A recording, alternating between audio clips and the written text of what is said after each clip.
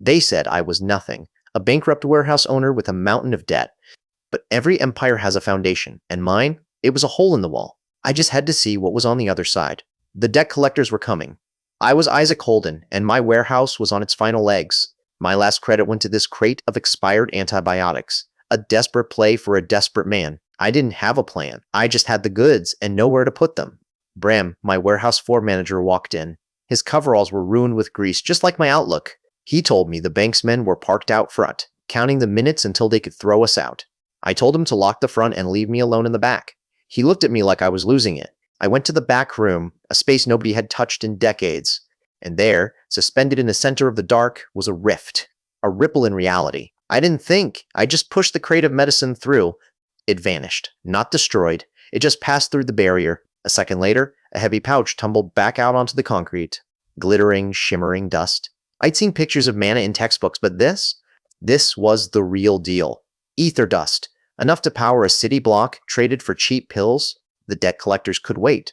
I was holding a kingdom in my hand. The desk didn't have a book before. Now, it had this. Heavy, leather-bound. A ledger of Bifrost, they called it in the legends. The moment I touched it, the pages flickered, revealing the value of what I'd just traded. ROI, 10,000%. I didn't believe the numbers until I read them twice. One pouch of dust. Enough to clear the debt, and then some. The debt collectors were coming. I was ready for them now. Bram asked where I'd been. I just told him I had an idea. The bankmen were knocking on the front door, pounding it with their fists. I told Bram to keep the door locked. I'd deal with the money. I went back to check on the ledger. But it was already ahead of me. The numbers were changing, shifting. It was tracking the market. It was updating in real time. Because of the portal, it knew exactly what I was doing. The ledger wasn't just a book. It was an oracle for the exchange. Every step toward that rift changed the value. It was tied to the distance. I finally saw it. The first margin of my empire. They were trying to kick in the doors. Poor bastards. They had no idea what they were about to walk into. I stood there, waiting. Because, for the first time, I wasn't the one who was trapped. The debt collection agency had been calling every morning at 8,000 a.m. sharp. Today, the line was dead. I had just cleared the final payment in full. I closed the browser tab. The warehouse wasn't just surviving anymore. It was finally, truly mine. I handed Bram the upgrade plans. He looked at the request for reinforced blast doors and high-frequency jamming sensors with a frown. He told me these specs were overkill for a scrap storage facility. I told him the client was paranoid and they were paying a premium per silence. The air near the portal felt heavy, like ozone before a storm. The ledger of Bifrost was already vibrating in my pocket. The market prices in Ethelgard were peaking. It was time to push deeper than the last run. Ethelgard didn't just smell different, it felt different. The air tasted like static and crushed mint. I checked the ledger. The price of industrial alloys was skyrocketing in the local townships. That was when I saw her, Faye the scavenger. She moved through the high grass with a precision that didn't belong to a simple thief. She was an outcast, judging by the way she kept her back to the main trade road. A perfect person to act as my eyes. My scouting trip hit a snag. A patrol of riders, likely working for the local lords, had found my supply drop. They were laughing as they broke open the crate of alloy tools. To them, it was magic, but to me, it was just the cost of doing business. I stepped out from the rocks. The lead rider sneered at my suit, asking if I was some lost court fool. I didn't answer with words. I fired the magnesium flare into the dry brush behind them. The blinding white light and sudden heat sent their horses into a panic. They weren't used to modern light.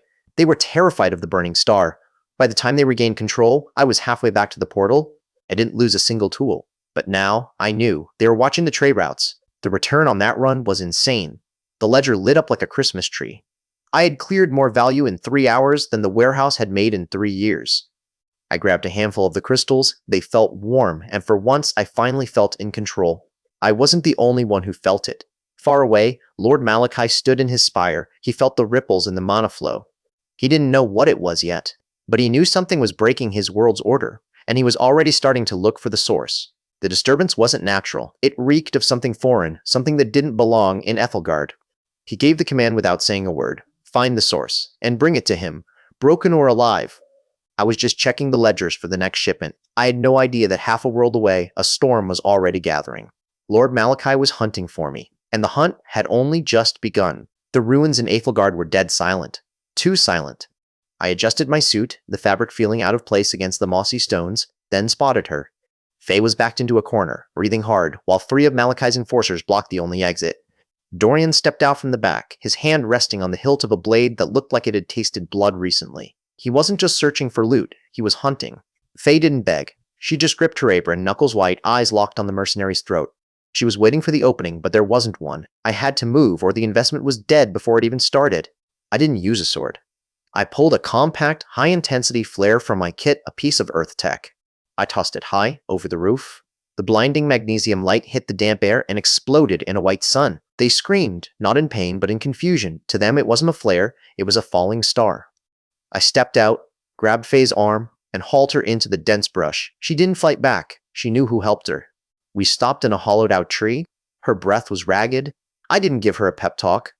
I just set a canteen of clean water on the ground. She stared at it like it was gold. I needed her alive, not grateful. She asked why I saved her. I told her the truth. I didn't care about the enforcers, but I did care about the routes they blocked. I needed a guide who knew these lands, and she was the only one who didn't look like she was on Malachi's payroll.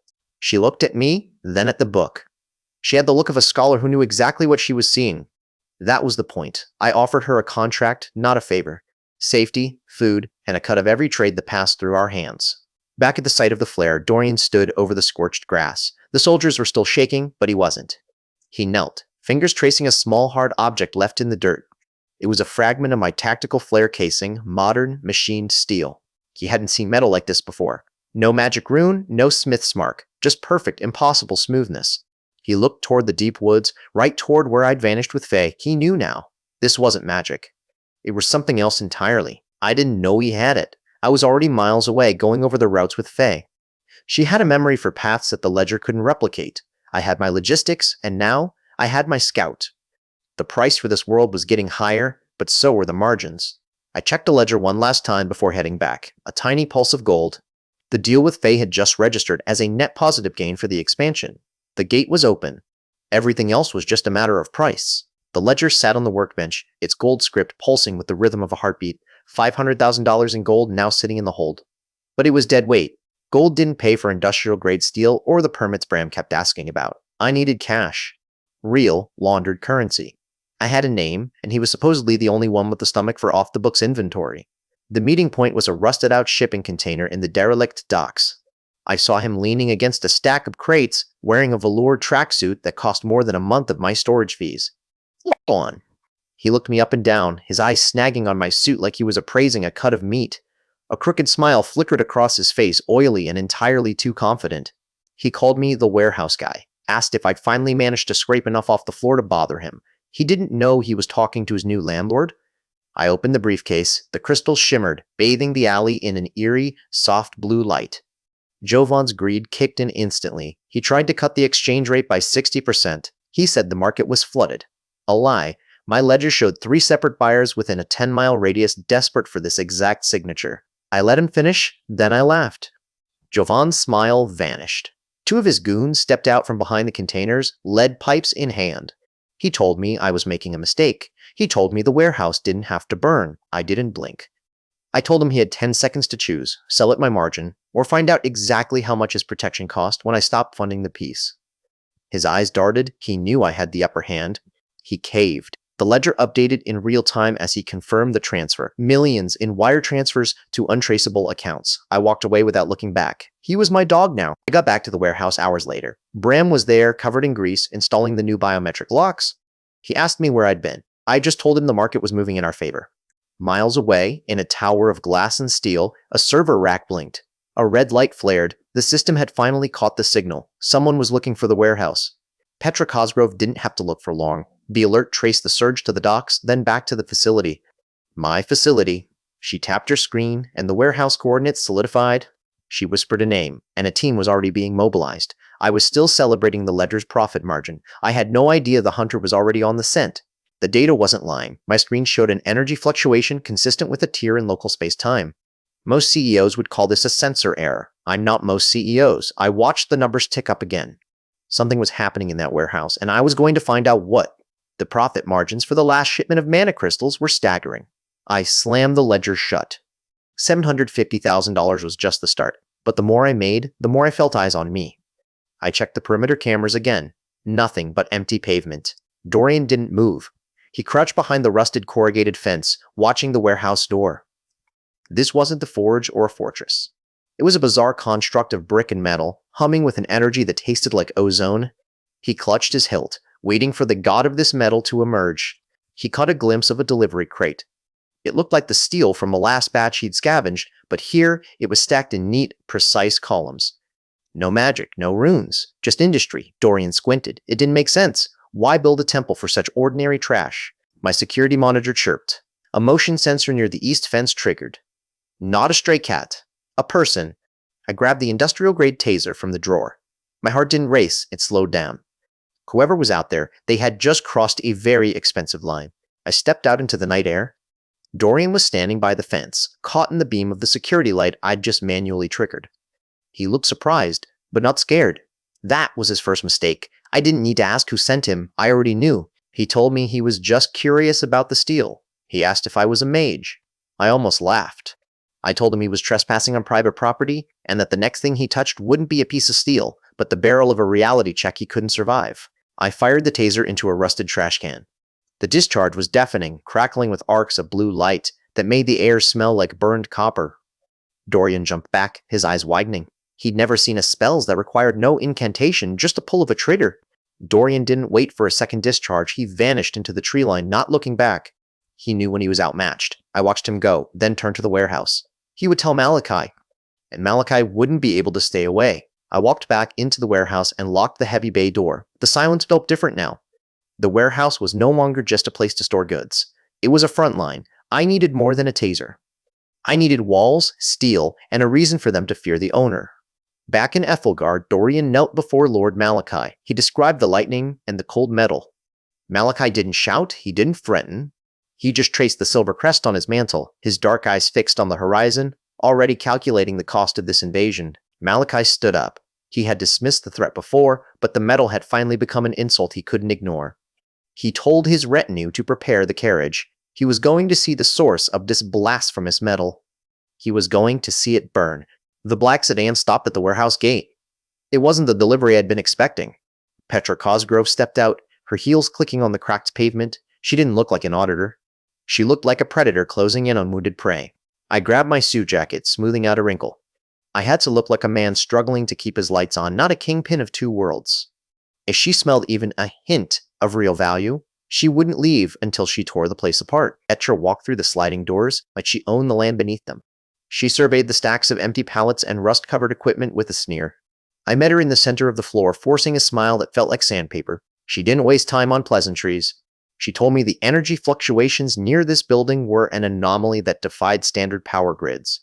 I played the idiot, asking if it was a faulty transformer, while she tapped a sleek device. Eyes walked on the digital readouts. Bram caught my eye from the far aisle. He knew. I nodded once, a sharp, singular movement. He vanished into the shadows of the machinery, heading for the rear office where the ledger and my gear were waiting. He had 2 minutes to clean the evidence. Petra walked toward the back, her heels ringing like gunfire on the concrete. I blocked her path, apologizing for the mess in the rear inventory. I told her the building was old, the wiring was shot, and honestly, the place was barely worth the property tax. A loud crash echoed from the front office. Bram had accidentally knocked over a shelf of spare parts. Petra jumped, her focus snapping toward the noise. I didn't hesitate. I used the distraction to urge her back toward the main entrance, playing the part of a flustered victim of a failing business. She was furious, but the security alerts on her device had stalled. She scanned the room once more, her gray eyes narrowing at me. I stood my ground, my hands steady. I knew Bram had hidden everything in time. I was clean. For now. She didn't say goodbye. She just walked to her car, opened her trunk, and pulled out a small metallic box. She didn't put it in her vehicle. She walked over to the side of the warehouse, to the rusted exterior wall, and slammed it against the brick. A soft blue light flickered on the side of the device. It pulsed once, twice, a steady rhythm feeding back to her corporate network. She tapped the side of it, gave me one cold look, and drove away. I was being watched. And I couldn't tear it down without tipping her off. Bram came out, wiping grease from his hands. He looked at the box, then at me. He didn't ask what it was. He just asked if we were in trouble. I looked at the device, then back into the warehouse. "We aren't in trouble, Bram," I said. "We're just in the middle of a war." I turned back to the facility. The sensor hummed. It was a digital shackle, and it was tightening. I had the money to buy a kingdom, but for the first time, I couldn't pay my way out of this corner. I had to change the game, or I'd be finished. I stared at the black plastic box stuck to my brickwork. It was humming. A pulse of data leaving my property every 3 seconds beamed directly back to Petra's headquarters. My warehouse wasn't just a business anymore. It was a cage. I retreated inside. The ledger sat on my desk, open to a fresh page. Faye's voice crackled through the portal's thin membrane. The only way she could talk to me without dying. She said the trade routes were gone. Malachi had sealed them. If my supply chain died, I died. Malachi called my goods heresies. He wanted them burned. I didn't care about his theology, but I did care about the profit margin he was destroying. I had 2 options: retreat and lose everything to the bank, or arm the only people in Ethelgard who hated Malachi as much as I needed him to fall. I called Bram in. He looked tired, the grease on his coveralls telltale of a 12-hour shift. I told him we were moving charity supplies to the Ethelgard border. He didn't ask questions, but the way he looked at the crate of steel cutting gear told me he knew it wasn't medicine. Faye met me at the edge of the rift. She didn't cross. She couldn't. I slid the crates through, the modern steel cutting tools and pneumatic drills clattering onto the ancient Ethelgard floor. She looked at the hardware, then at me. She asked if I knew what kind of chaos this would buy. I told her I was counting on it. In his palace, Malachi was unaware. He walked the border of his kingdom, his robes sweeping over the stone like funeral cloth. He was convinced the merchant of heresy would break under pressure. He had no idea the rebels were currently drilling through his reinforced iron gates with tools from another world. The ledger slammed on my desk. A chime rang, thin, sharp, beautiful. The prices in Ethelgard were shifting. The blockade was fracturing. The rebels were using the drills.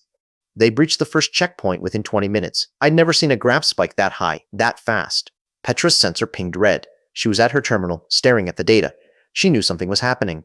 She saw the energy signature spikes.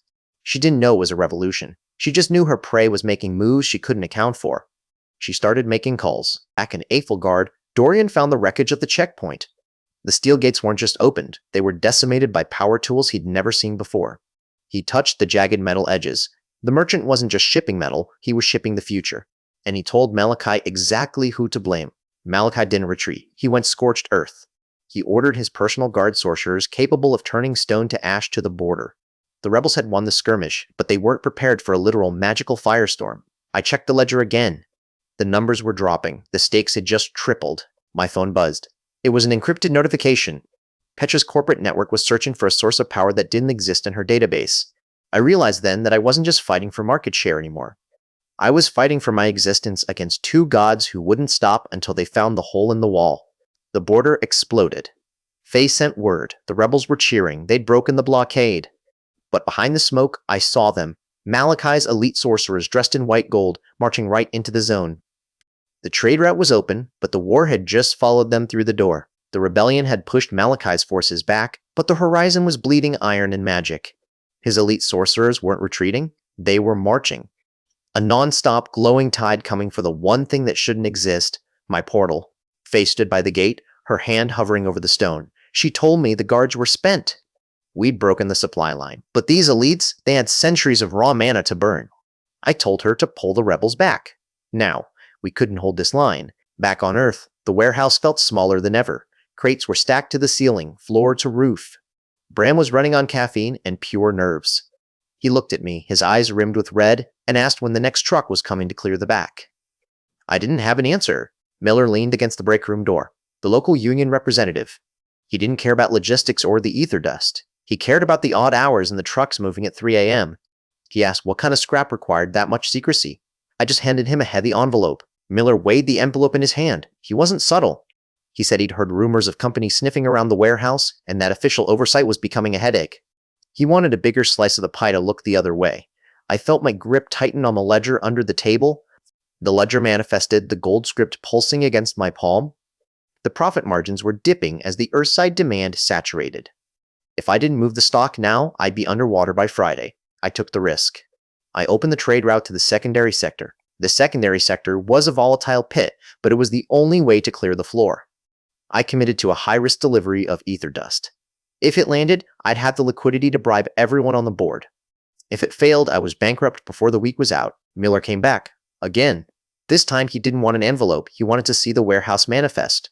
He said his colleagues were asking why we were operating at triple capacity. I knew then. He was talking to someone outside, maybe someone like Petra. I told him the inventory was private. He just smirked and told me there was nowhere in this city that was truly private anymore. He walked away, but I saw him tapping on his phone, a message to his handler. My security wasn't just breached, it was being mapped. The morning light brought the worst news of all. Bram was staring at a stack of legal notices taped to the front gate. Petra hadn't bothered with audits or censors anymore. She'd bought the debt on every single building surrounding this warehouse. She hadn't just cornered the market, she'd cornered the geography. Every exit, every access road, every square inch of this block was now under her control. She wasn't playing the merchant anymore, she was playing the landlord. Bram asked what we were going to do. I looked back at the portal room, then out at the blockade of paper notices. I had gold and Aethelgard and nowhere to hide on Earth. I was trapped. And the silence in the warehouse was only just beginning. The fluorescent lights flickered once and died. The warehouse fell into a heavy, suffocating silence. A red notification light on the main breaker box glowed like a dying ember. The power company had severed our link.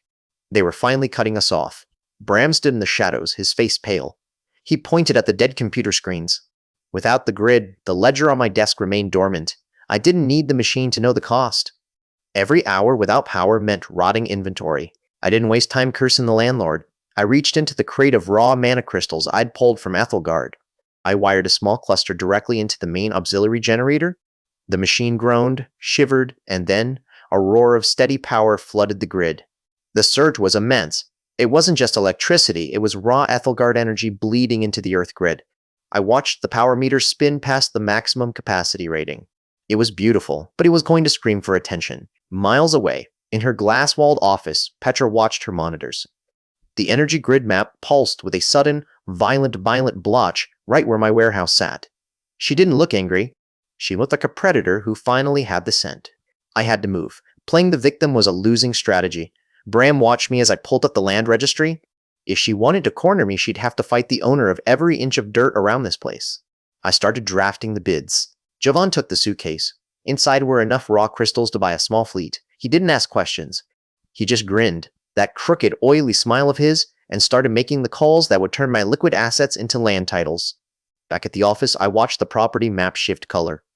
One by one, the red lots surrounding my warehouse turned blue. My blue. I was effectively turning the entire block into my private fortress, paid for by the very crystals she thought I didn't have. Petra's executive assistant rushed into her office holding a stack of papers. She looked at the screen, her composure finally shattered. The titles weren't being held by a shell company, they were held by an anonymous trust.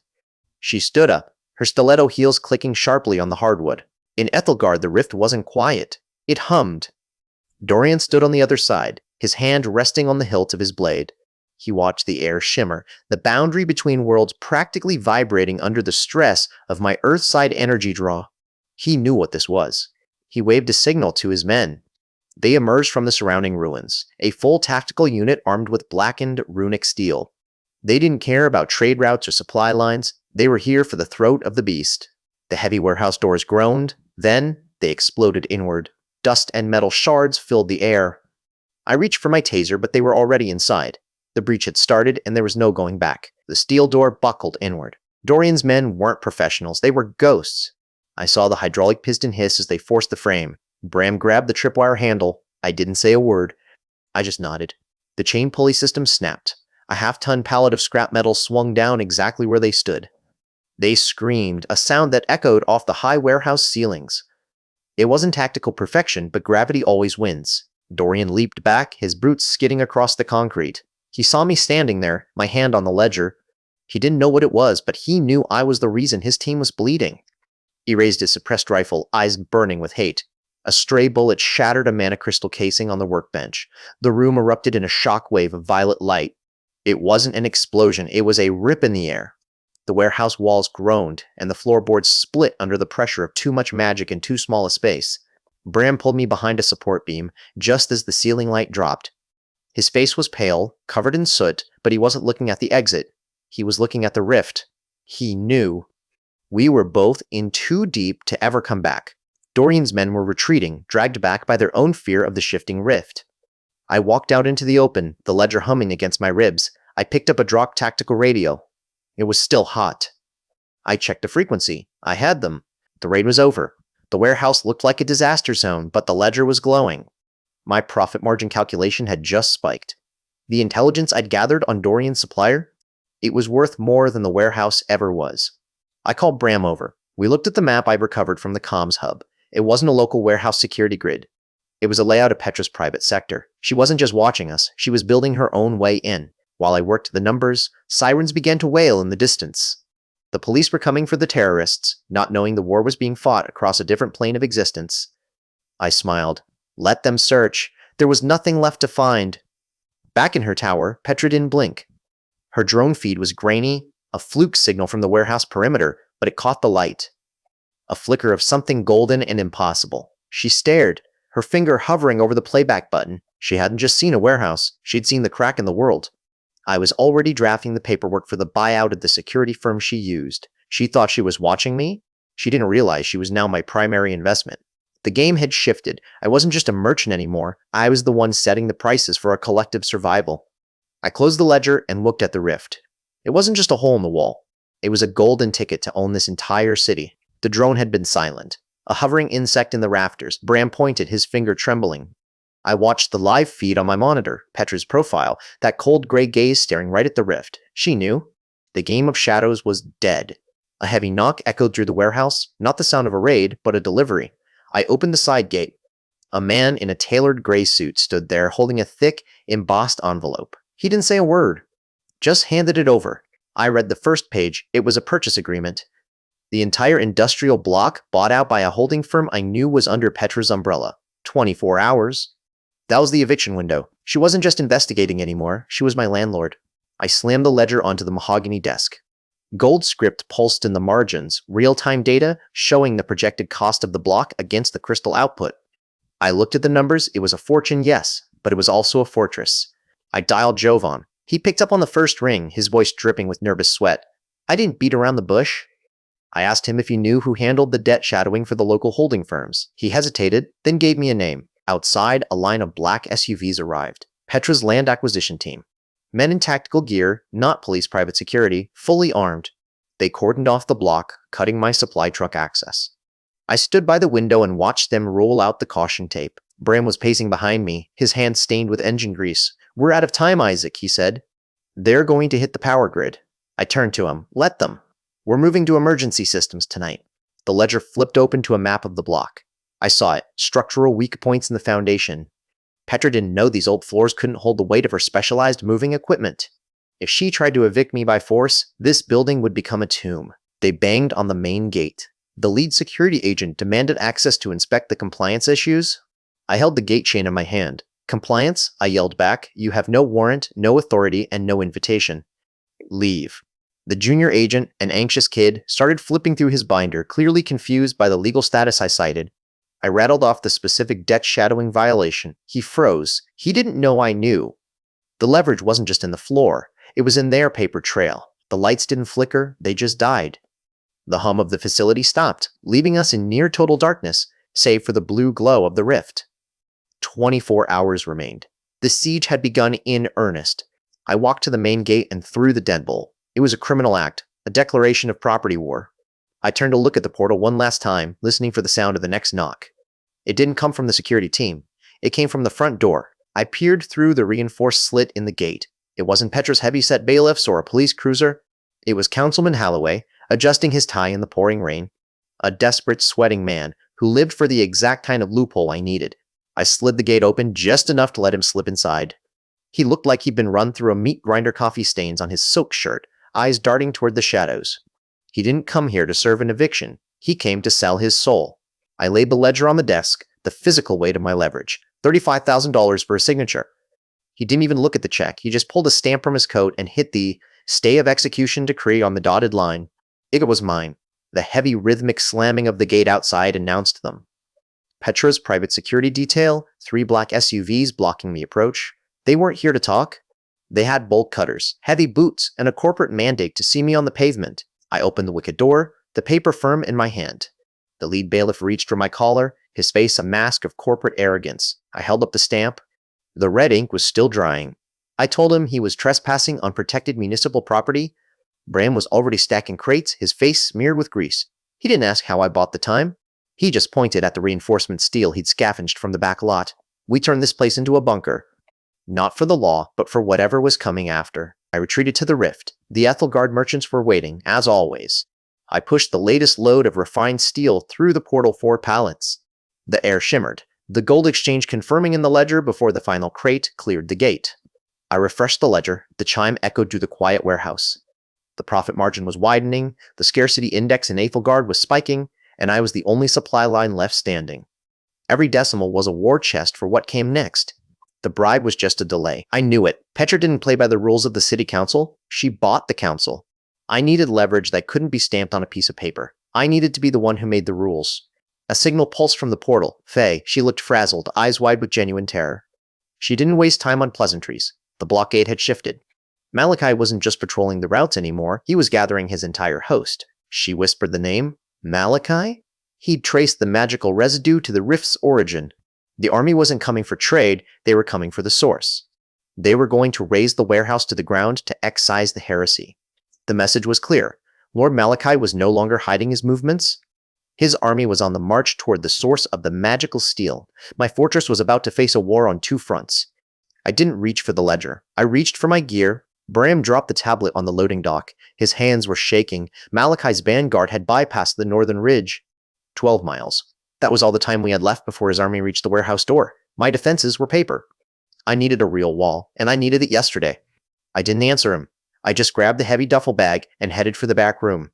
The portal shimmered, a jagged scar in the middle of a pile of old shipping pallets. I stepped through. The air on the other side smelled of ozone and charcoal. Faye was already waiting. Faye stood near the blast furnace with a man who looked like he'd been forged from the same iron as his anvil. Kalen, master of the Artisan Guild. He watched me approach, his arms crossed over a chest thick with muscle. He wanted tools that wouldn't shatter. I had 10 tons of high-grade carbon steel. Kalen spat on the floor. He said his smiths would never fight for an outsider. I didn't argue. I pulled the industrial taser from my bag and discharged it into the air. The blue spark hissed, a sound that didn't exist in his world. He stopped breathing. That was the leverage I needed. The workshop door exploded inward. Malachi's scouts. 3 of them, armor blackened, swords drawn. They weren't looking for a deal, they were looking for a pyre. The smith scrambled back, but I didn't move. I saw the opening. I saw the profit margin in holding this ground. Faye moved faster than them, her short sword deflecting the first strike. I jammed the taser into the second scout's neck. The surge didn't just stun him, it fried his nervous system. He hit the stone floor like a sack of lead. The remaining scout paused, looking at his companion's twitching body. He realized the world had changed. Kalen didn't hesitate. He picked up one of the modern steel billets I'd brought through earlier and weighed it. The balance was perfect. He looked at me, then at the scout who was already fleeing into the forest. "We forged the weapons," he said. "You provide the steel." It was a deal written in blood and math. I stepped back through the rift. The ledger of Bifrost was already sitting on my desk, the pages glowing with a soft gold light. Profit projections for the artisan militia were skyrocketing. I had an army now. I closed the book, the sound echoing in the empty warehouse. I felt the win, and it felt expensive. Bram entered. He looked pale. He didn't say it, but I saw it in the way he kept his eyes on the floor.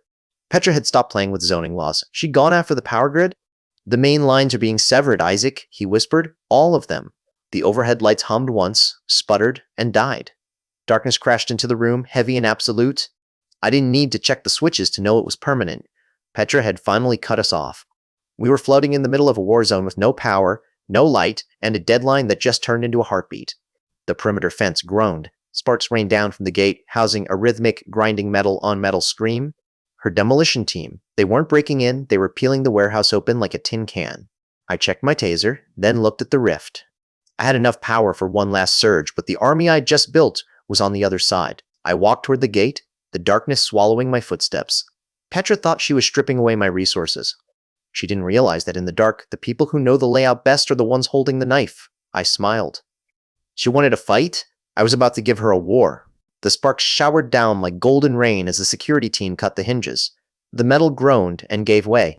My warehouse was no longer a business. It was a front line. Bram gripped the heady breaker switch, his knuckles white as bone. They were through. I didn't give them a chance to call out warrants. I pulled the mana engine prototype from under the desk. The crystals hummed, a low, bone-rattling vibration that made the air smell like ozone and old secrets. This was the only way to blind their sensors? Bram slammed the switch. The warehouse groaned. The lights flickered from steady white to a violent, pulsating violet. The crystals in the engine flared, a surge of raw, unrefined energy that pushed our load capacity to the limit. We weren't just running on power anymore, we were bleeding it. I checked the ledger. The cost per second was skyrocketing. Every spark of violet light cost me a fortune in potential trade, but the alternative was Petra's boot on my neck. I looked at Bram. He didn't ask questions. He just grabbed the secondary dampener. The security team stepped into the light, their tactical helmets reflecting the violet discharge. They weren't just looking for meth. They were looking for a signal. Petra had rigged them to detect radiation. I let out a breath. If they wanted radiation, I was about to give them a supernova. I reached for the override. It was a suicide play for my circuits. My custom-coded servers, the ledger's anchor, everything connected to the grid was about to be turned into slag. I flipped the final safety. The air went silent, a vacuum sound that hit the chest like a hammer. The EMP hit. It wasn't just a flash, it was a physical pressure wave. Every light bulb in the warehouse exploded simultaneously. The tactical teams collapsed, their expensive communication equipment turning to dead weight in their ears. It was complete, sudden, and total darkness. Silence. I waited for the smell of burning plastic. My laptop screen was black. The ledger on my desk lay cold and unresponsive.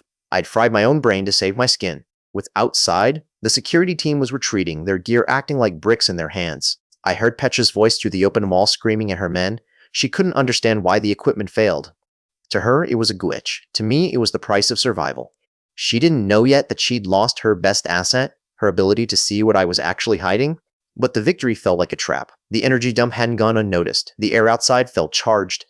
I looked through the blinds. Down the road, 3 heavy-duty black SUVs had parked, blocking the exit.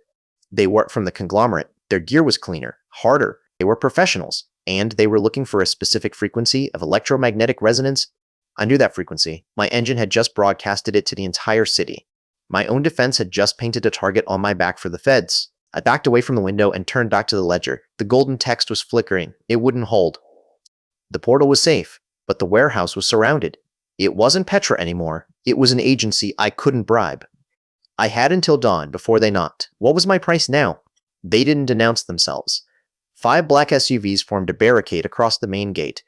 The federal seal on the doors wasn't just a threat. It was an audit of my existence. I watched them from the warehouse office checking the time. My pulse didn't spike, it just got colder.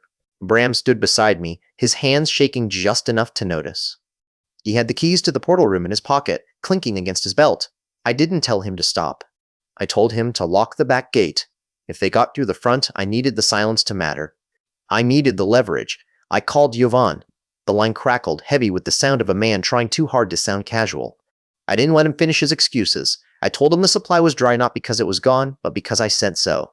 I was starving the market to pay for my own protection. I opened the ledger. The golden ink shimmered, mocking the federal agents outside. I adjusted the outflow parameters. A few keystrokes, and the mana crystal inventory across every black market node in the city plummeted to 0. The price delta on the page hit triple digits in seconds. In Aethelgard, the effect was instant and brutal. I hadn't just created a price jump, I had emptied the storehouses. Faye told me later the panic started before noon, people fighting over empty wooden boxes. Malachi's tax base was evaporating, and he didn't even know it was me. I didn't care about their hunger. I cared about the bribe. I met the EPA liaison in the loading bay. He was a small man in a cheap suit, hungry for a payday. I handed him the envelope. It was pure profit from the crystal scarcity. The federal investigation didn't just stall, it vanished. Lord Malachi stared at his empty treasury. He paced the stone floors of his keep, his mantle swaying with every sharp turn. He ordered his men to double their patrols. He thought the lack of crystals was a curse on his rule, a spiritual rot. He didn't know it was just a balance sheet. Dorian didn't believe in curses. He was in the back alleys, watching the local black market dealers panic.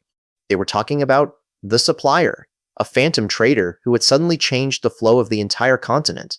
Dorian followed the trail of gold back toward the source. He reached the warehouse rift's local perimeter. The distortion was faint, but for a trained scout, it was a scream. He saw the crate of modern steel sitting near the edge, still tagged with the shipping serial numbers. He finally saw the pattern. The supplier wasn't a god. He was a manager. He turned back. He had the proof, the names, the location. He wasn't tracking an anomaly anymore. He was reporting on a target. He broke into a run, the heavy leather of his greaves clattering against the rock. I was still sitting in the office, the bribe confirmed, the threat of the federal SUVs receding as they drove off the property. I breathed for the first time in hours. I thought I had won the day. I was wrong. Dorian dropped to his knee before Lord Malachi. He didn't speak in riddles. He gave him a name, a location, and a list of trade assets. Malachi's expression shifted, not into anger, but into a cold, hungry smile. The war was no longer about faith. It was about the source of the steel. The ledger burned gold on my desk. It wasn't just showing me prices anymore, it was showing me the cracks in Petra's armor. A medium-sized subsidiary, Aegis Power, was trading at a fraction of its true worth. I didn't need to sue her. I needed to own her. Bram stood by the door, his grease-stained hands gripping a wrench like a weapon.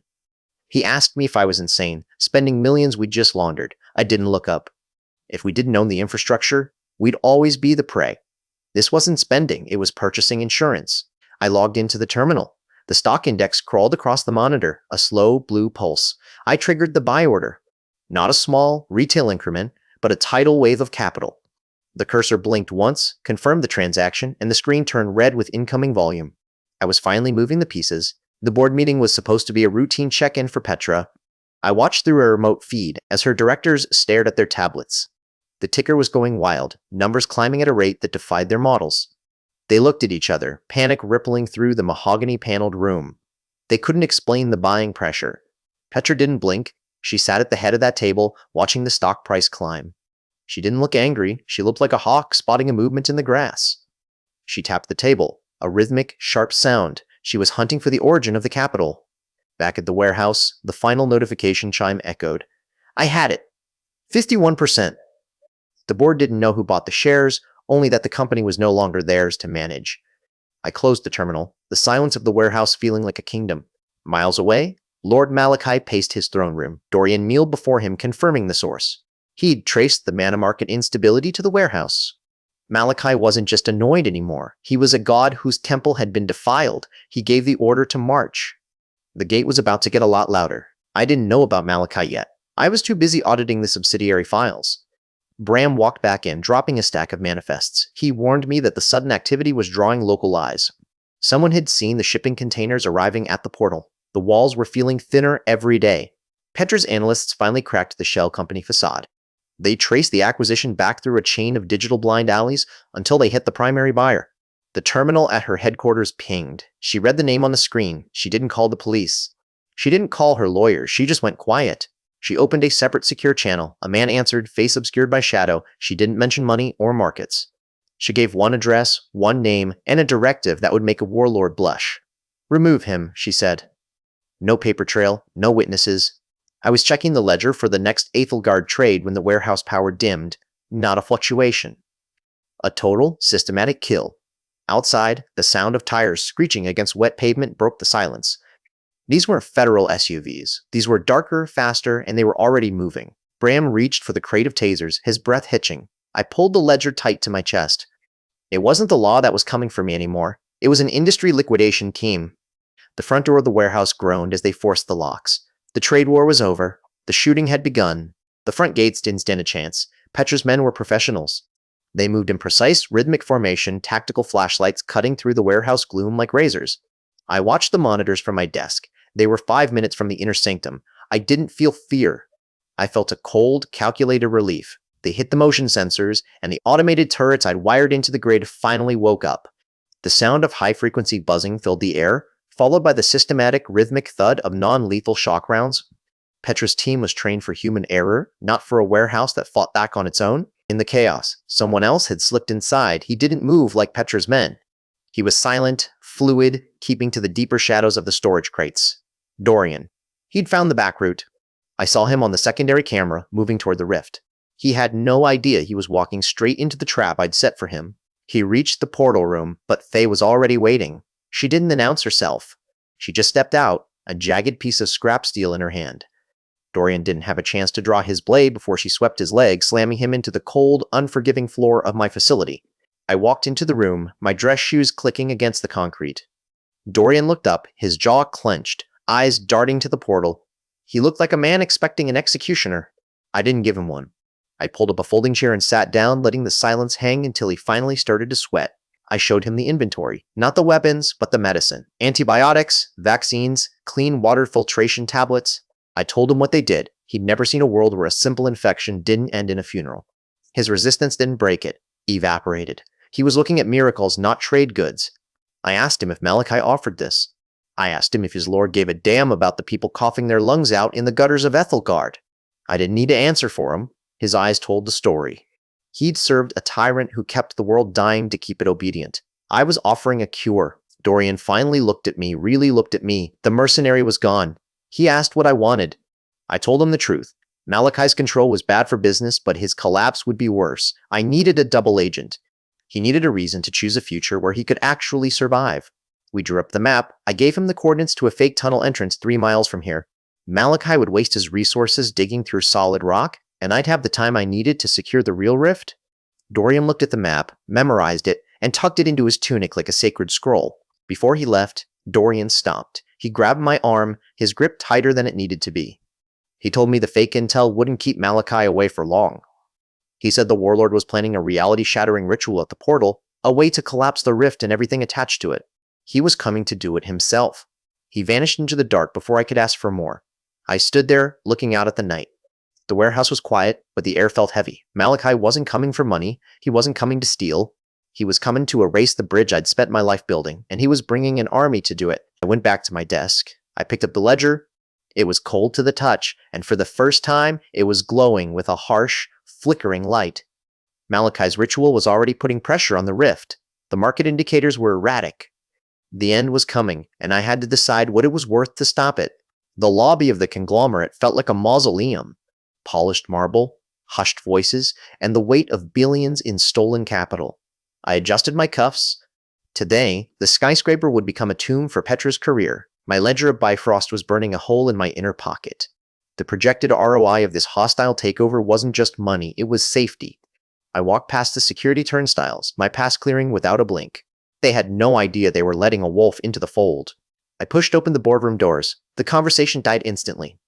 Petra was at the head of the table, her face a perfect mask of ice. Beside her, the board sat like frightened gargoyles. I didn't wait for an invite. I just walked to the empty seat at the far end. Petra told me I was trespassing. She looked at the other board members, hoping for a unanimous ejection. I just pulled the folder from my suit. I threw it onto the polished wood. Read page 4, I said. The shell company transactions are all there. The oldest director, a man named Holloway, skimmed the pages. His face strained of color. He asked if these figures were verified. I told him they were from the bank's own internal audit. Petra's poise shattered. She started shouting, but nobody was looking at her anymore. The vote was a formality. I had bought enough shares in the subsidiary to leverage my way into this room, and now I had the board's collective fear as a secondary asset. They froze her funds, every credit, every cent locked by the motion. Petra walked out before the final gavel fell. No goodbye, no threats. Just the rhythmic click of her heels retreating down the hall. I stayed to watch the board celebrate the saving of the company, sipping water I didn't want. The irony was suffocating. I left the building late. The city ring was starting again, cold and persistent. Petra wasn't going to go down like this. She'd spent her life building a fortress, and I'd just turned the keys against her. But she wasn't a businesswoman anymore. She was a cornered animal. Inside her penthouse, Petra wasn't packing. She was dialing. The screen glowed with the number of a firm I'd heard whisperings about. Private, deniable, and incredibly expensive. She didn't need the board anymore. She needed a kill squad.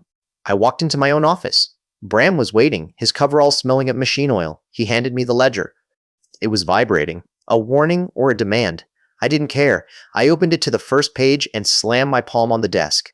Let them come. Bram asked if I was sure about this. I just laughed. I had everything I needed to win. Petra had nothing left but pride, and in this world, pride is a luxury item she couldn't afford.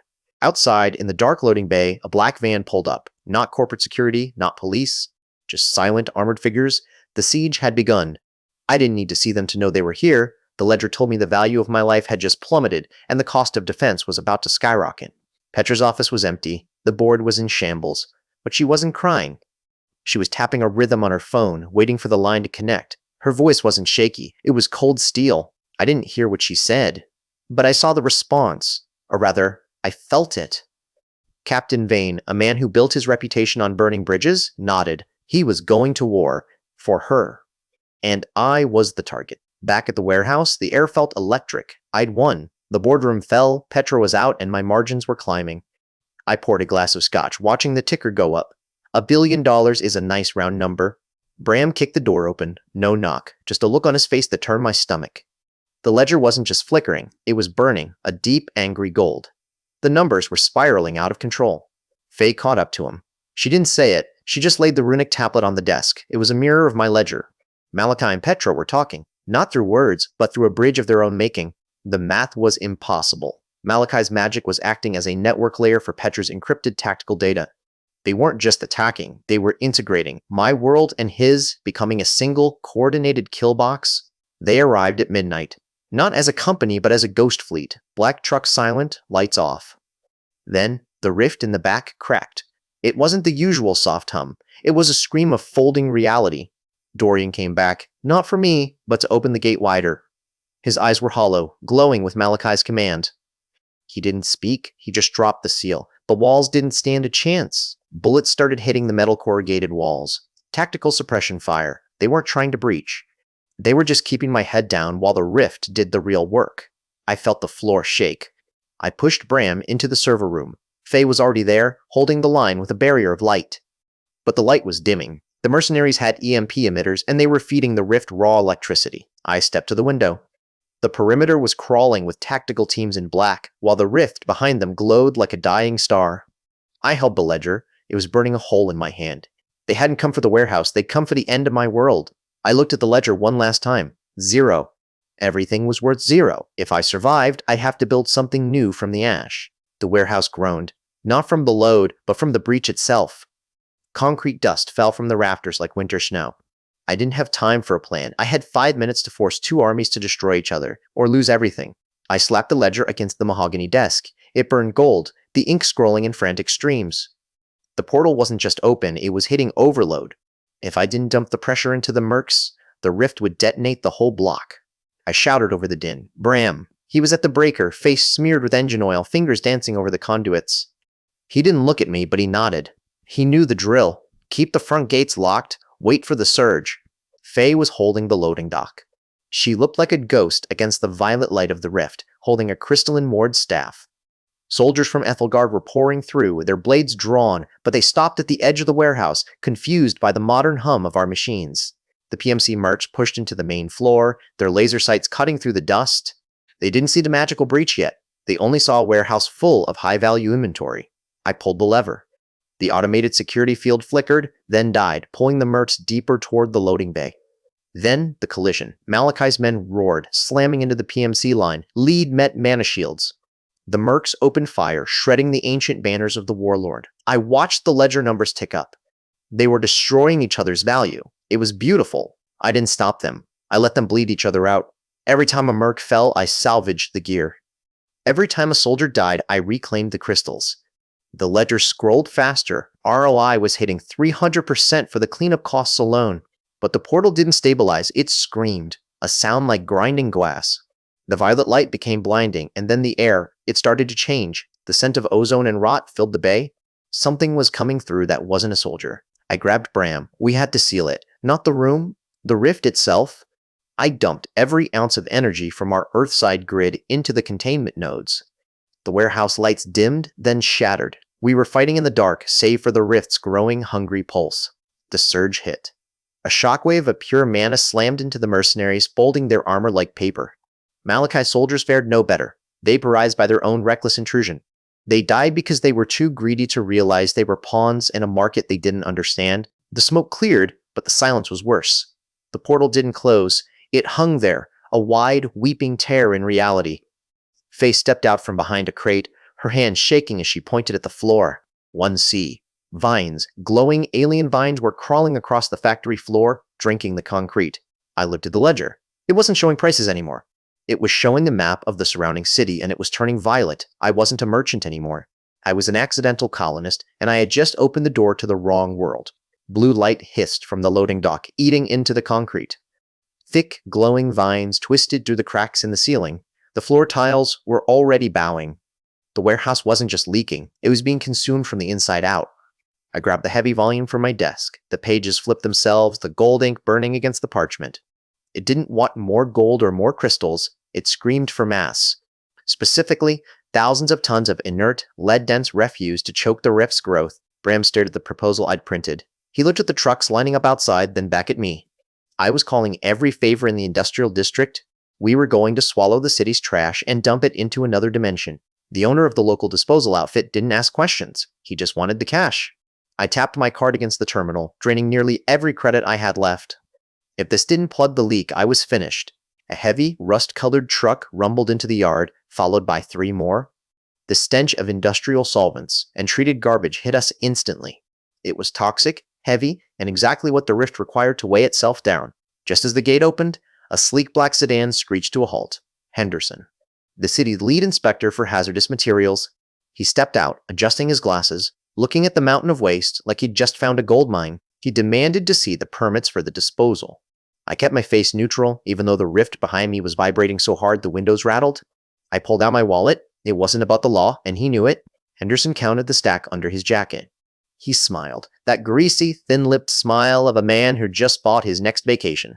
He signed the clipboard, closed it, and walked back to his car. Silence returned to the warehouse. We moved fast. Tons of lead-lined, chemical-soaked refuse vanished into the indigo shimmer. As the material passed, the rift shrunk. It pulsed, then contracted, struggling under the weight of Earth's filth. The warehouse groaned, but the vines stopped their advance. I walked up to the edge. The rift was stable, the structural creaking had stopped. But as I peered onto the Ethelgard floor, I saw it. A slick, oily rainbow sheen coating the stone. It wasn't inert. It was leaching. I touched the residue. It was cold, unnaturally so. It wasn't just sitting there, it was sinking into the soil of that other world. I had fixed the structural integrity of my warehouse, but I had poisoned the heart of a kingdom. The ledger chimed. A new notification. Profit margins remained high, but the ecological debt column was flickering, turning a deep blood red. I'd solved the immediate threat, but I realized then I wasn't just a merchant anymore. I was a blight. The sludge on the floor wasn't just industrial runoff, it was shimmering, iridescent, and entirely wrong. Every time I stepped on it, the boots of my suit crunched, leaving oily prints that smelled like burnt ozone. This wasn't a business asset anymore. It was a dying lung. Faye stood near the portal's edge, her expression unreadable. She said the air in the northern provinces was thinner, but it was the trade routes that mattered now. I didn't care about the chemistry of the decay. I cared about the cost of entry. The northern market hub was alive, a sea of vibrant silks and heavy iron. But the merchant guildmaster controlled the gates. He sat on a throne of trade laws blocking my path. He told me the northern tools were a guarded secret. I checked the ledger. His secret was just a bankruptcy waiting to happen. He looked at my suit, then at my hands, and laughed. The guildmaster was massive, his cloak embroidered with gold thread. He said he had heard of the man selling scrap for diamonds. He told me the market had no room for my toys here. He was dead wrong. I opened the ledger. The gold ink flared, mapping out every one of his supply chain failures. He was hoarding copper and iron, hoping to hike prices next month. I checked the data. He was already 3 weeks behind on his own vendor payments. I slammed the book shut. I told him he was insolvent. I rattled off his debt to the northern iron miners, 7,000 gold marks overdue. The guildmaster went pale. He hadn't expected someone to read his secret accounts in broad daylight. I leaned in, offering him a choice, sell his guild rights to me, or be burned by the miners by morning. The shift in the market was instantaneous. Merchants who had ignored me minutes ago were suddenly crowding around my crate, eager for my prices. The guildmaster stood trembling, his authority dissolved. I didn't even look at him as I started taking orders. I was the monopoly now. Faye watched the exchange with a mix of awe and terror. She knew what I had just done. I hadn't just bought a route, I had systematically erased the guild's existence. She told me the North would be profitable, but warned me that power like this didn't stay hidden forever. Dorian emerged from the shadows near the portal gateway, his face tight. He didn't want to be seen with me. He handed me a folded slip of parchment, his eyes darting toward the horizon. He whispered that the guildmaster hadn't run home to lick his wounds. He had gone to meet someone. I read the name in the note, Malachi. The guildmaster, I just humiliated, was sitting in the warlord's private chambers as we spoke. My monopoly had just been mapped out as a target. I hadn't destroyed the guild, I'd forced them to find a much deadlier backer. Malachi wasn't just hoarding gold, he was hunting for weaknesses in my supply line. And he found a broken man willing to sell the map. I closed the ledger and looked back at the portal. The oily sludge was still there, shimmering.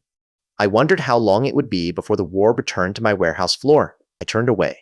Let Malachi play his games with a failed merchant. I had the market, the tools, and the ledger. If they wanted a war over the northern routes, I'd give them one that cost more than their crowns. I walked back into the dark of the facility, waiting for the first ping of the next disaster. Lord Malachi wasn't a man who enjoyed secrets, he liked order, and his court was currently reeking of a leak. He sat on his obsidian throne, his fingers drumming against the stone armrest, waiting for the inquisitors to arrive. I didn't need to be there to see it. Dorian told me later, his voice barely a whisper against the hum of the portal. Malachi hadn't just called for a meeting. He'd summoned the Inquisitors, men who didn't read ledgers, they read minds. Dorian walked into that chamber expecting to be gutted. The Inquisitors stood in a row, masked and silver-ironed, their eyes cold pits of judgment. They weren't looking for proof. They were looking for a reason to kill. But I'd given Dorian the anchor, a fake shipping manifest that looked like it came from the General's private stash. Dorian didn't hesitate. He pulled the document from his tunic and laid it before the lead Inquisitor. He told him the General had been selling secrets to a third party, me. It was perfect. The General was already unpopular. The Inquisitors didn't check the dates on the ink. They just wanted a head on a platter. They didn't even hold a trial. The General was dragged from his barracks before the sun set. I pictured it clearly, the confused look on his face, the way he screamed that he was innocent. The Inquisitors didn't listen. Dorian kept his head down. He was promoted that night. He was now Malachi's eye within the camp. He stood there, watching the General's downfall, and realized the power he now wielded. He was holding the leash, but Malachi had a darker surprise. He called Dorian closer. He wasn't pleased. He was desperate. He told him the portal was becoming a cancer, leaking reality, and he couldn't wait for the moon cycle to end. The ritual wasn't weeks away anymore. It was tonight. Malachi was going to seal the rift by midnight. My ledger started screaming before Dorian even got out of the palace. The numbers were collapsing. ROI, resource density, rift pressure, it was all redlining. If that portal sealed while I was still pushing waste through it, the pressure cooker would explode right in my warehouse. I didn't have time to call a lawyer. I didn't have time to negotiate with the waste syndicates. I grabbed my tactical gear from under the desk. If Malachi wanted to close the door, he'd have to go through me first. The ledger chimed once more, a final, dissonant tone. The ritual was starting. Across the rift, in the dead of the Ethelgard night, the bells were already ringing. They had no idea they were about to trigger a war. The ledger's ping sounded like a death knell, but I didn't flinch. I watched the gold ink crawl across the page dead instruments for Petra's shell companies trading at cents on the dollar. I bought them all. Her own house of cards was now my deck. Bram walked in, the smell of grease and ozone clinging to his coveralls. He dropped the tablet onto the desk. It was a feed of Petra's office. She was screaming into a phone, firing her own security team. The audit had started, and she had no idea why. Petra's board didn't care about loyalty. They cared about the bottom line. I triggered the hostile audit clause at 8,000 AM.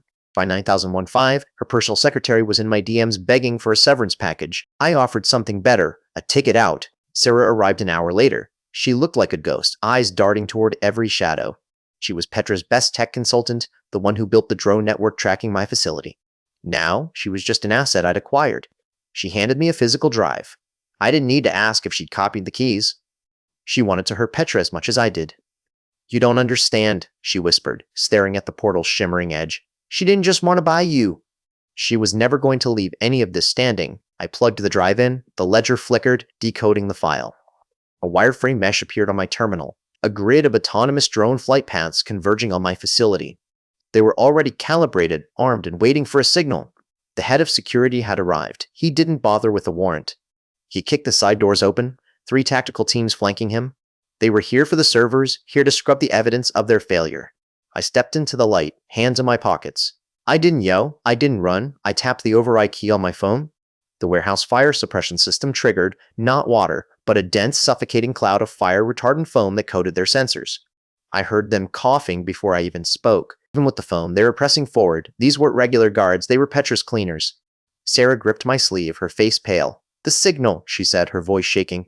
"She didn't need to see you to kill you. The signal was already sent." I looked up. The skylights were rattling. Not from the wind. The sound was a low-frequency hum. The drone network's intake fans. She was clearing the board.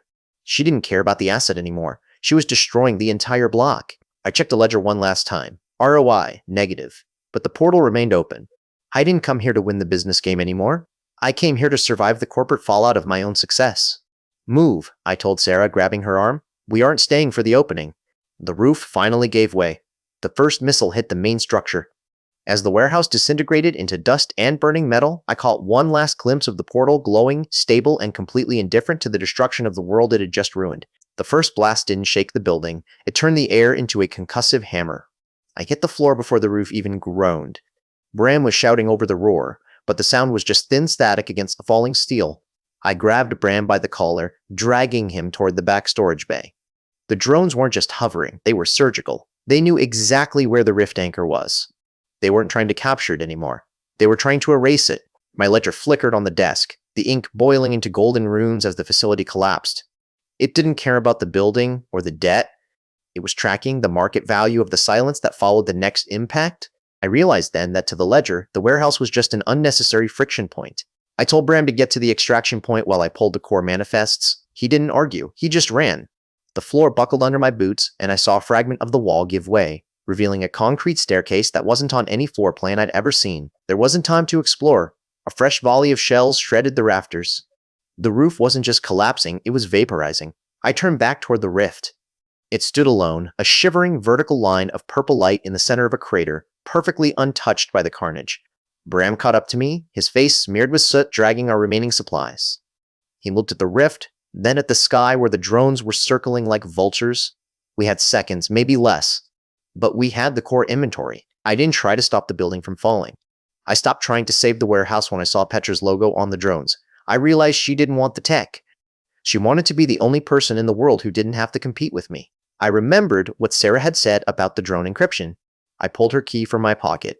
A small, unassuming piece of plastic that had cost me $5 million in debt restructuring. If Petra wanted to burn this down, she was going to have to watch her own eyes do it. The drones paused. They hovered for a split second, then spiraled upward, away from the crater. They weren't crashing. They were recalibrating. They were coming back for whatever was inside their own network, or whoever was holding the key.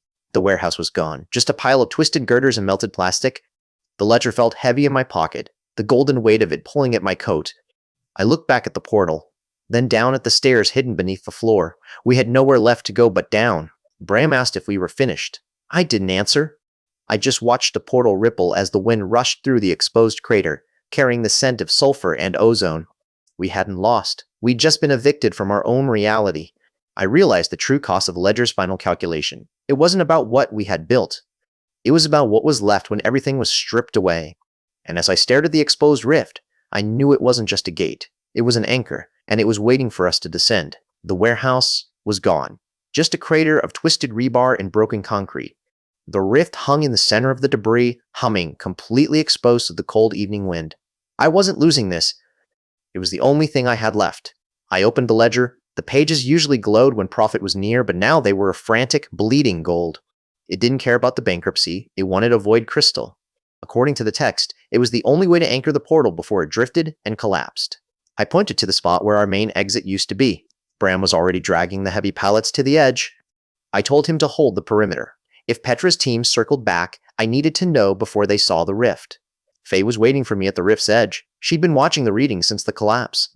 She said the Ethelgard side was shifting because of the crystal leak. She knew exactly where the source was. We crossed into the Ethelgard side. The terrain was jagged, glowing with the raw, unstable mana of the void mineral. The air felt thin, like it was being inhaled by the earth itself. The crystal lay ahead, pulsing in the center of the cavern. I heard them before I saw them. Bandits. They were already digging, their shovels scraping against the stone.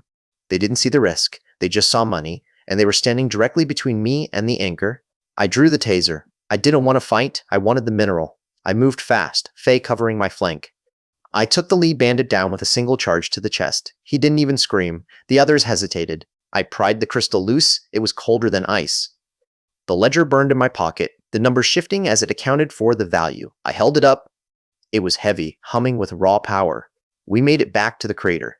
The rift was flickering, the containment failing. I didn't waste a second. I slotted the crystal into the threshold. The air around the rift suddenly grew heavy, like it was anchoring itself to the very bedrock of this world. Faye watched the readings on the ledger. It was holding steady. For the first time since the demolition, the rift didn't feel like it was about to tear me apart. It felt like a doorway. I finally had control. Miles away in his stone palace, Malachi felt it. He stood on his balcony, eyes fixed on the horizon. He thought the pulse was the divine order finally aligning with his ambitions. He started to smile. Back on Earth, the streetlights didn't just flicker. They died. The entire district went pitch black in a single heartbeat. The anchor was hungry, and I was standing right in its path. Everything went dark. The blackout wasn't just a flicker. It was a vacuum. The entire district went dead. Bram was pacing, his boots echoing off the concrete of the bunker. We had 3 minutes before the backup generators kicked in, and in that silence, I could hear the rift humming. It was hungry. Faye didn't say a word. She just pointed at the ledger. The gold ink was dancing, drifting off the page like smoke. The numbers for Ethelgard's mana concentration weren't just up, they were erratic. She told me the rift was thinning. Like a fabric, being stretched to the snapping point. Bram was welding the reinforced steel plate over the primary entrance. He looked tired. I told him to make sure the trap trigger was sensitive. If Malachi's scouts got this close, they wouldn't just be knocking, they'd bring the floor down on our heads. Miles away in Ethelgard, Malachi felt the pull. He stood at the edge of his dais, eyes fixed on the horizon. He told his commander that the divine anchor had moved, that the heresy was no longer hiding behind stone, but beneath the earth. He ordered them to find it. My phone buzzed. It was an encrypted signal, a code Dorian had been feeding me for weeks. Malachi was moving. A strike force specialized for close quarters magical suppression. They'd be here within the hour. I didn't panic. I just looked at the ledger. They arrived fast. Too fast. The tunnel wall groaned as a pulse of raw mana hit the reinforced seal. Bram shouted, readying the taser grid. I told him to hold his fire until they were inside the choke point. We only had one chance to make this hurt. The door buckled. A flash of blinding white light filled the tunnel as the strike force forced entry. They were armored in steel plates, inscribed with runes. I didn't wait. I hit the master override for the industrial taser grid we'd wired across the floor. They fell, but they were fast. One of them, a commander with a glowing staff, leveled it toward the rift. I threw my weight into the reinforced gate, blocking him. We were fighting in a crawl space, trading blows with industrial grit and arcane fury. I jammed the industrial taser directly into the warrior's breastplate. The grounding wire finished the circuit. He screamed, a sound that didn't sound human, and collapsed. The strike force turned, the commander realizing he was outmatched by Earth's crude, dirty physics. They retreated into the dust. Silence returned to the bunker. The dust settled, but the air was wrong. It felt thin. Faye was at the console, her hands shaking as she pulled a sample from the rift spell. She didn't have to tell me. I could see it in her eyes. We had won the battle, but the anger was dying. I looked at the ledger of Bifrost on the desk, expecting to see the profit margin for the day. Instead, the pages were glowing bright crimson. It wasn't a ticker anymore. It was an alarm. I watched the gold ink shift, the symbols snapping together to form a warning I couldn't ignore. The golden script on the page pulsed with an unhealthy rhythm. 15%. If that number hit 0, the rift would collapse and pull this entire bunker into the void. My own hands were trembling. I squeezed them into fists until my knuckles turned white. Faye didn't even look up as she adjusted the flow of the crystals. Her face was pale, drawn tight by the strain of monitoring the rift's pulse. She warned me that the draw from our Earthside servers was accelerating the decay. We were bleeding time.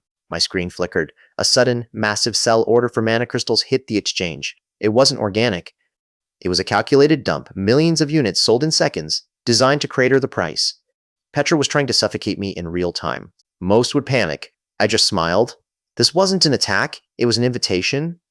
I fed the accounting system fake logs, inflating the consumer demands for crystals. I was laying the path for her. Let her believe she was finally winning. Across town, in her glass-walled office, Petra watched the data roll in. She saw the spikes I'd manufactured. Her eyes narrowed. She thought she'd caught me overextending, unaware that the floor was about to vanish from under her feet. My orders to Jovan were simple. Stop selling. Create an artificial drought. The market reacted exactly as I predicted. Prices didn't just stabilize. They skyrocketed the moment she tried to close her position. She was trapped in a margin call she couldn't afford. Petra's liquidity drained by the second. I saw the requests to her banks, the desperate scraping for collateral. She wasn't just losing money, she was hemorrhaging the very foundation of her firm to maintain the short. I didn't stop until the debt hit $8 billion. My accounting book, that heavy, ancient record, started glowing like a hearth fire. I'd effectively forced her to pawn her own company's equity just to keep her lights on.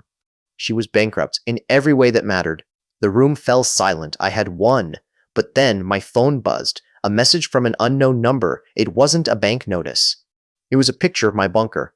The ventilation shaft outside, taken 3 minutes ago. Petra wasn't checking her bank account anymore. She had stopped playing the game. She realized the digital battlefield had only been a distraction, a way to peel back the layers of my protection until she found the beating heart of it. The game was over. The hunt had begun. I grabbed my pistol from the desk. Bram looked at me, his eyes wide. I didn't say it. I didn't have to. The look on his face told me he knew exactly what the silence meant. We had minutes, maybe less. I stared at the golden cohesion number. It flickered one last time, 10%. I had forced Petra into debt, but I had neglected to guard my own walls. The door rattled. Someone was already here. Malachi stared into the shimmering tear in reality. It didn't care about his lineage or his armies. I wasn't there to see it, but I know the look of a man who has decided that his life is worth less than his ego. He took the step. The crossing wasn't a transition. It was an assault on the senses. I heard the reports later, the sound of reality grinding his nerves. He didn't teleport. He forced himself through, tearing his own existence to make the journey. He fell onto the concrete floor of my bunker like a sack of wet grain. The air in here? The ozone? The lack of magic? It hit him instantly. He tried to stand, but his knees buckled.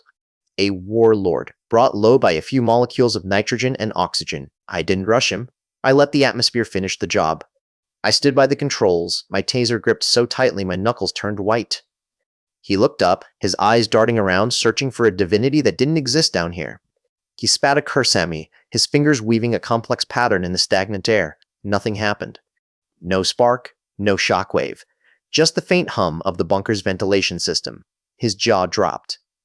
The great warlord didn't know what to do without his fuel. He realized it then. The mana density here was absolute zero.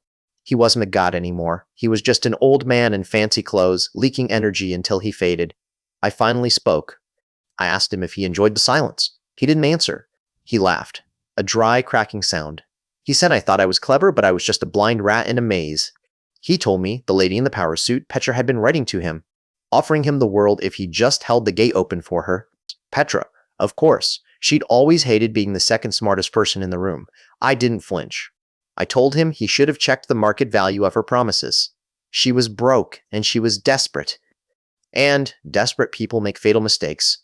Malachi ignored me. He started chanting, a harsh, ancient sound that actually made the air around him ripple.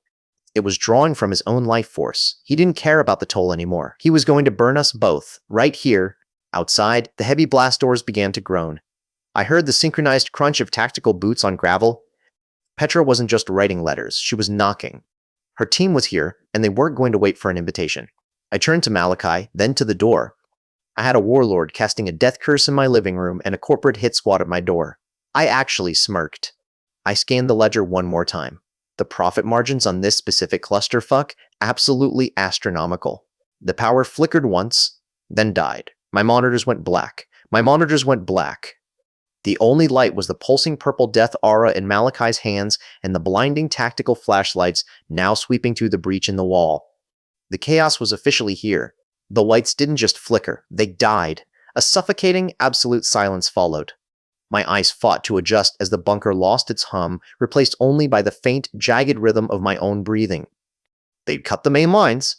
Petra's voice echoed from the steel blast door, crisp and entirely too calm. She told me the lease was up and the eviction was no longer a matter of court orders. I checked the ledger.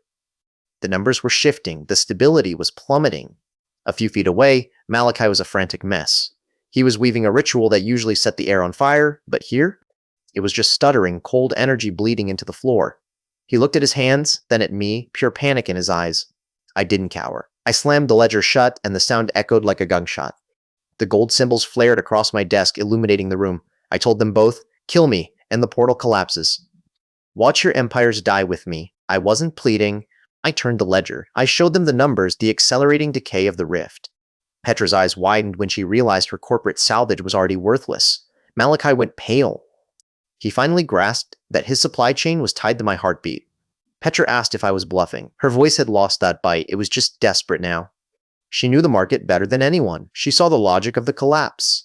I told her the choice was hers, lose everything, or keep me alive to bleed. Malachi growled. He still hated me. I could see it in the way he kept his hand on his blade. But he was trapped. Without the portal's flow, his kingdom would starve within a week. He dropped his guard, if only for now. I laid out the terms. A triad. We stabilize the rift together, or we don't.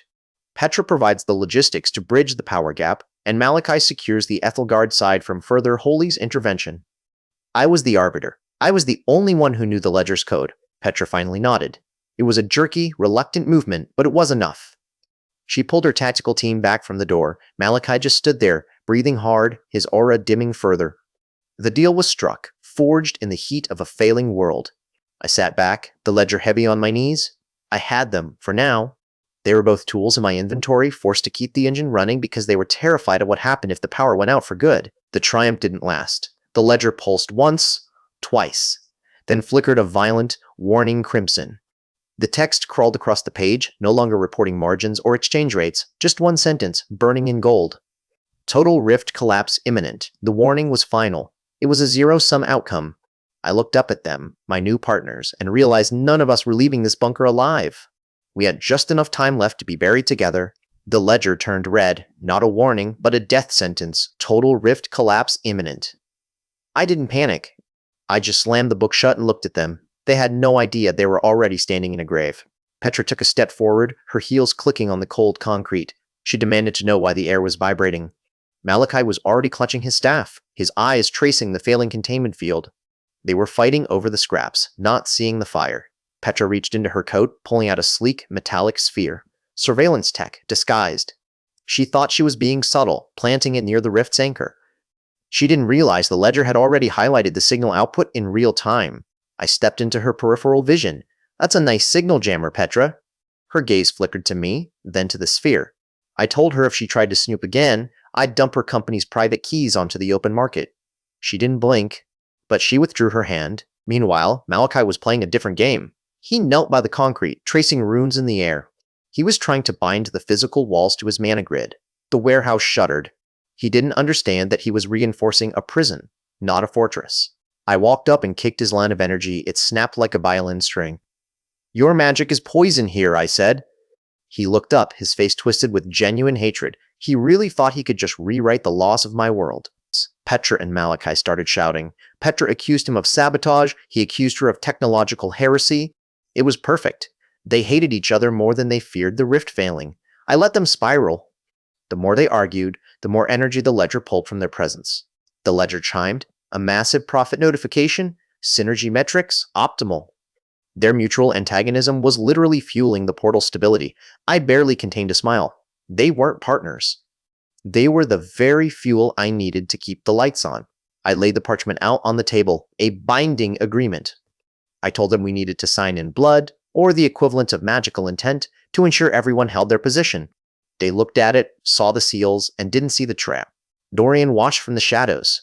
He moved closer, his eyes scanning the fine print on the parchment while I was busy distracting them. His expression shifted. He didn't see a trade deal. He saw a soul-skimming energy sink. They signed it. The moment their signatures touched the paper, the ledger pulsed. My wealth stats skyrocketed. It wasn't just gold, it was the raw, unadulterated energy of their ambition fueling the rift. I felt untouchable. Dorian backed away. He knew now, this truce wasn't a peace treaty, it was a slaughterhouse. He turned, his boots silent on the floor, ready to run. He thought he was escaping. He didn't know the facility was already locked. Dorian didn't say a word. He just dropped the parchment, his boots echoing on the concrete as he walked out. Petra picked it up. Her eyes scanned the ink, then snapped to me. The truce wasn't just dead. It was a suicide pact. Lord Malachi didn't wait for her command. His hands traced a jagged sigil in the air, his robes flaring with stale, desperate magic. He wasn't trying to talk. He was trying to rip the portal's anchor out of the floorboards. The floor groaned, not wood concrete. The portal wasn't just a doorway anymore. It was reacting to his magic like an exposed nerve. I yelled for Bram to hold the line, but the air was already starting to hum with the sound of tearing metal. Etra's mercenaries moved like wolves. They didn't care about the physics of the rift, they just wanted the control panel. I stepped in front of the terminal with the floor tilted under my feet. The rift was hungry. My ledger hummed, then screamed. The gold script on the pages began to dissolve into molten light. It wasn't calculating ROI anymore. It was burning up from the inside, trying to patch a reality that didn't want to exist. Petra ignored the warning. She signaled her team to cut the power coupling to the portal's cooling array. She thought she was seizing the asset. She was just breaking the only thing keeping the room from becoming a vacuum. The surge hit. A shockwave of pure ether flooded the warehouse. It knocked everyone off their feet, Malachi included. His magic snapped back on him. The ambient mana he'd been trying to harvest turning into a razor-sharp whip of energy. I didn't try to stop them anymore. I couldn't. The ledger didn't break, it melted. It fused with my skin, the ink flowing into my veins. I felt the portal's code, not just prices, but the architecture of space itself. I saw the collapse from the inside. Bram shouted something, but his voice was drowned out by the roar of reality folding. The portal wasn't leaking anymore. It was sucking. The scrap metal, the heavy crates, the very air, all of it, was being pulled toward the center. Malachi tried to crawl away, his robes shredded by the pressure.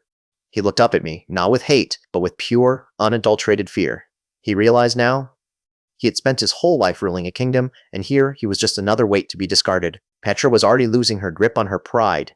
She was clinging to a steel pillar, her heels snapped off, staring into the vortex.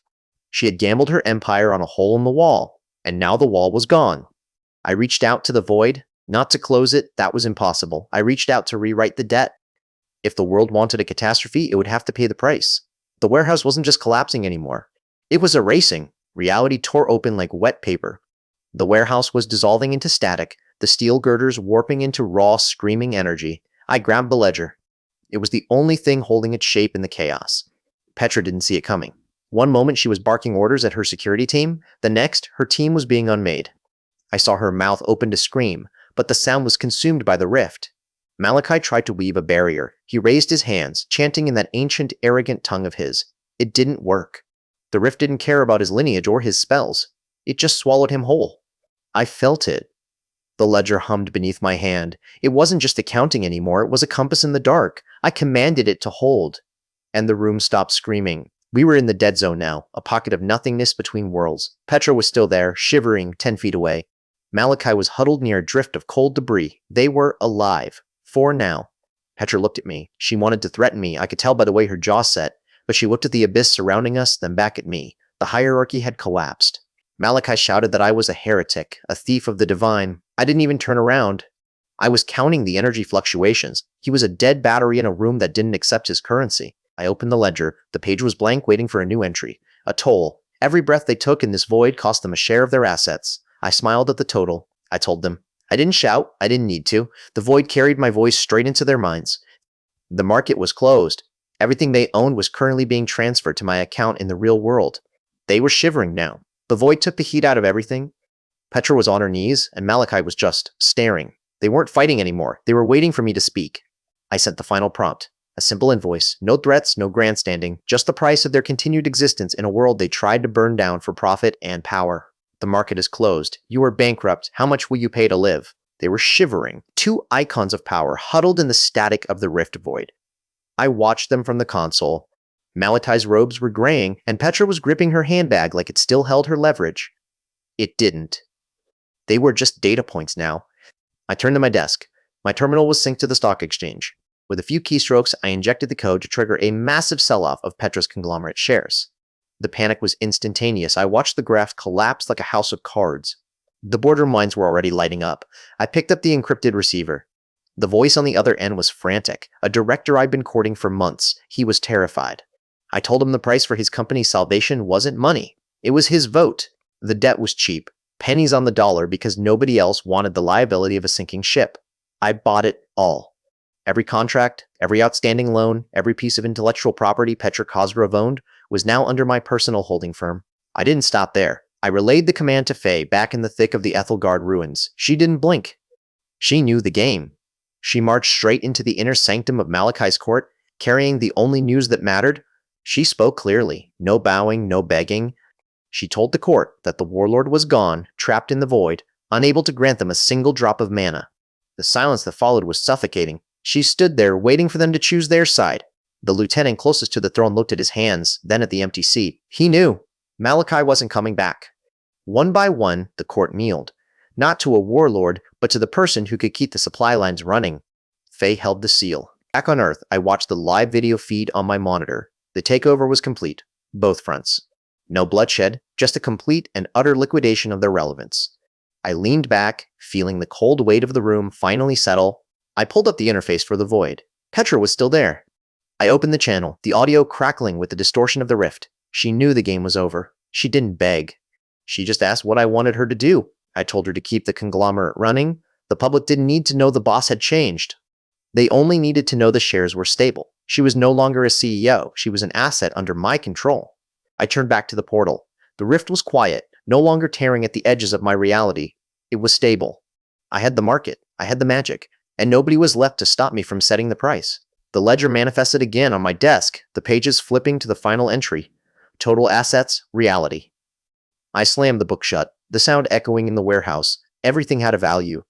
I just had to decide what this world was worth. I watched the feed. Petra sat in her new, cramped office. No mahogany, no assistants, just a terminal and the production quotas I'd set. She looked at the screen, her gray eyes scanning the inventory flow of the portal. She was a manager now. Nothing more. She turned her head, catching my gaze through the glass. Her jaw tightened, a shiver in her hand as she tried to reach for a pen that wasn't there. She knew what I'd done. I'd taken the only thing she cared about, the illusion of control, and replaced it with a ledger. Ethelgard was different. Saturated sunlight poured over the white marble ruins. Malachi sat on his throne, but the crown was gone. He was waiting for me. Not with a sword, but with a request for power credits to keep his palace running. He asked if the tribute had been paid. I didn't answer. I just pulled the manifest from my coat. His kingdom was now a dedicated generator farm for Earth's energy sector. He looked at the numbers, his dark eyes hollow. He understood the math. He was finished. Back on Earth, Bram met me with a grin. The shipments were hitting capacity.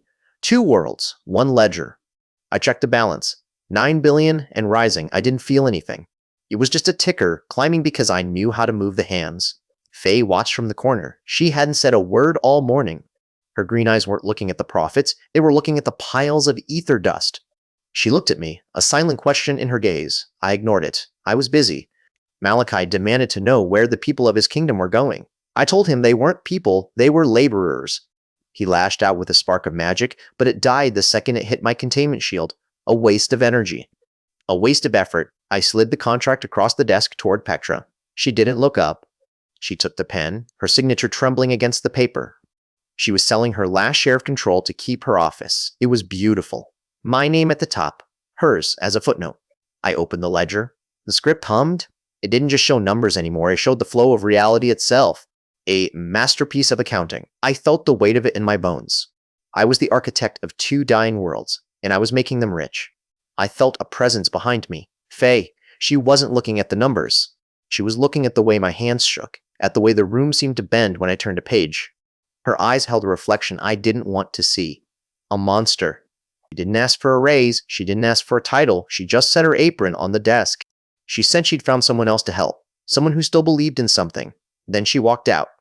She didn't look back at the gold, she didn't look back at me. I was alone. The ledger was heavy in my hand. I stared into the silence of the portal. I had the market. I had the magic. I had everything, and for the first time, I couldn't see anything I wanted to buy next. The silence in the warehouse had teeth. It gnawed at the edges of my focus. Faye's footsteps had long since faded, leaving behind only the hum of the portal and the weight of a kingdom I'd built on empty promises. I turned to the desk. The leather cover hit the mahogany like a gavel. I watched the golden script bloom across the page. Net worth, infinite. Soul value, a downward trend that finally hit the floor. I didn't need to look for her. I knew where Petra was. She was in the auxiliary office, managing the shipping logs for the ether dust harvest. The woman who once tried to dismantle my life was now just a spreadsheet entry. Then there was Malachi. I checked his status. He was sitting on a throne in Ethelgard, holding a digital tablet I'd forced him to use for palace expenses. A god reduced to an accountant. It was almost poetic. I realized then, the struggle had been the best part. Now, I was the machine. I was the market force, the unseen hand, the very thing that had made me desperate. I owned everything, and it felt like holding nothing. I reached to close the book, but the parchment shuddered. The golden ink began to vibrate. It wasn't the usual profit notification. It was a route. A new coordinate, blinking in a corner of the ledger I'd never seen before. Not Earth. Not Ethelgard. The data pointed elsewhere. A sector of reality I hadn't mapped, hadn't taxed, hadn't even named. My pulse didn't quicken, it just clicked into place. I grabbed my coat. I straightened the cuffs. Everything I'd been doing, the management, the politics, was just preparation for this. The margin of profit in a new world was always infinite. I walked back into the portal chamber. The rift was pulsing, darker now, hungry. It sensed the new route. It was waiting for me to turn the key. The ledger chimed. A sound I hadn't heard in years. It wasn't a profit alert. It was a request. Reality itself was asking me to step through. I didn't hesitate. I didn't say goodbye to the warehouse. I didn't care about the board or the kingdom. There was a value here I hadn't touched yet, and I was going to collect it. The chime rang again, louder this time. A confirmation. The new trade route was officially live. I stepped into the dark, ready to rewrite the balance sheet of a universe that didn't even know I was coming.